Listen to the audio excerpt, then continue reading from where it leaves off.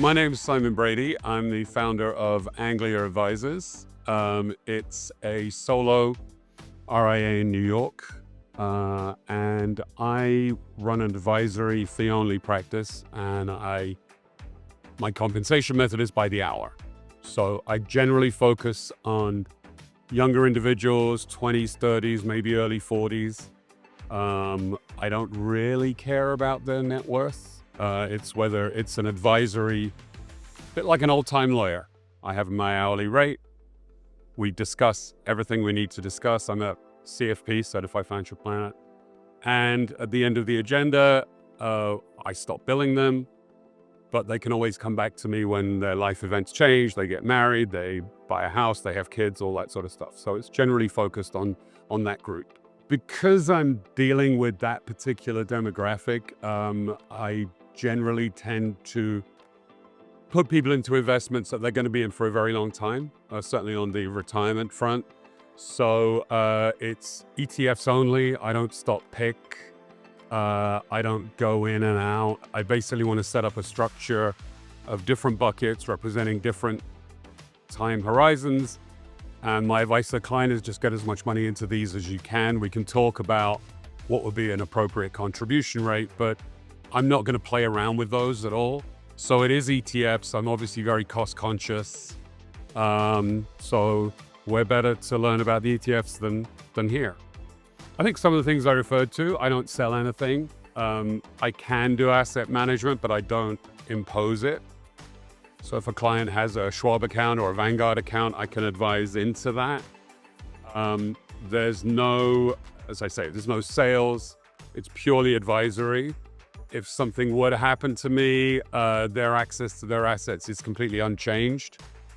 And I think that generation of people, they're a little skeptical of the 1%, the AUM model and being sold whole life insurance and all that kind of stuff.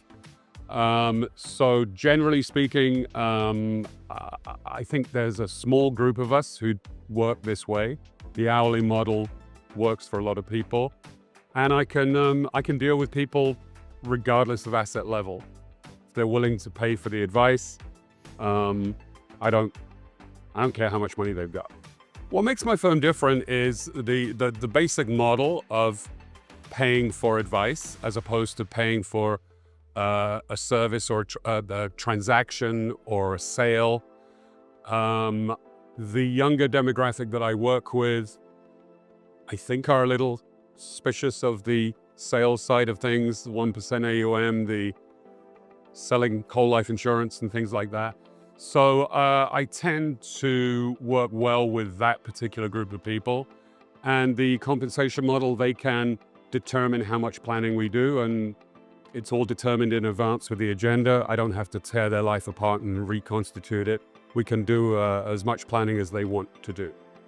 What brings me to Exchange is that, as I mentioned earlier, it's an ETF-oriented portfolio that I'm going to put together for them. I think they expect a little bit more of me than just to put them into a straight index fund for everything, although I do that sometimes. What this conference is great for is understanding the future of ETFs. Obviously, it's a very, very dynamic environment. There's new products coming on all the time. And it just gives me the chance within a couple of days to talk to people and learn about what's coming down the pike in terms of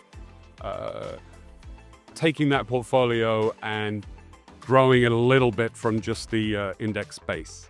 I'm looking forward to the presentations that give me a peek into what is coming up. That's really, really important to me. I understand of most of the ETFs that are sort of generally available now. But there's some very interesting things being done in the space right now, and I'm very keen to learn about them. I go away, do my own research, and begin to incorporate those into client portfolios if appropriate. I always enjoy the VettaFi guys, Todd and Cynthia. They're always extremely useful in terms of what they're giving out. There's Ian Bremer speaking tomorrow, but generally no, I just kind of flit around from presentation to presentation.